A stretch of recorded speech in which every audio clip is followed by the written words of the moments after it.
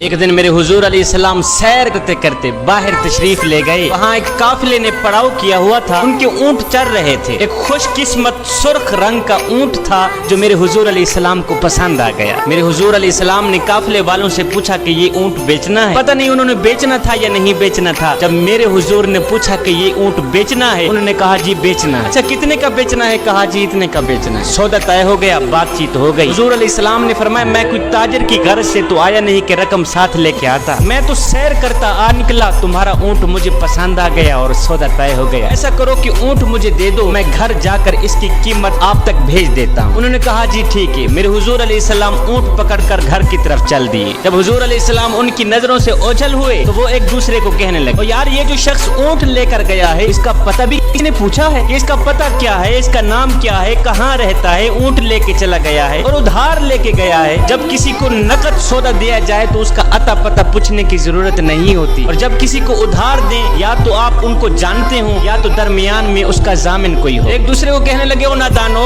ایک شخص آیا ہے اور تم نے اس کا اتا پتہ نام تک نہیں پوچھا, قیمتی اونٹ پکڑ کے دے دیا, اور کیا تم سب کی عقل پر پردہ آ گیا تھا؟ کم از کم اس کا نام تو پوچھ لیتے. ایک بولا یار میں کیا کرتا, جب وہ باتیں کرتے تھے منہ سے پھول جھڑتے تھے. دوسرا بولا یار میں تو اس کی آنکھیں ہی دیکھتا رہا. جب انہوں نے یہ گمان کیا کہ ہم نے قیمتی اونٹ ضائع کر دیا ہے تو اب تک خاموش بیٹھی سردار کی بیوی نے خیمے سے پردہ اٹھایا, کہا خبردار کسی نے بھی اس کے خلاف اگر بات کی تو اگر وہ شخص تمہارے اونٹ کی رقم دینے نہ آئے تو مجھ سے لے لے, مجھ سے لے لینا, میں اس شخص کی ضامنہ ہوں. انہوں نے کہا اچھا تو اسے جانتی ہے؟ کہا نہیں میں بھی نہیں جانتی. کہا جب جانتی ہی نہیں پھر ضمانت کیسے دے دی؟ کہا جب تم سودا کر رہے تھے تو میں خیمے کے اندر سے دیکھ رہی تھی کہ جس کا چہرہ اتنا خوبصورت ہو وہ جھوٹ بولتا ہی نہیں, وہ دھوکہ دے ہی نہیں سکتا. ابھی تمہارے پیسے آنے والے ہیں. تھوڑی دیر گزری ہی تھی کہ میرے حضور علیہ السلام کے غلام آ گئے پیسے لے کے. کہنے لگے کون ہیں وہ لوگ جس سے ہمارے آقا نے اونٹ خریدا ہے؟ کہا جی ہم لوگ ہیں. صحابہ نے کہا یہ لو تمہارے اونٹ کی رقم, یہ لو تمہارے اونٹ کی قیمت.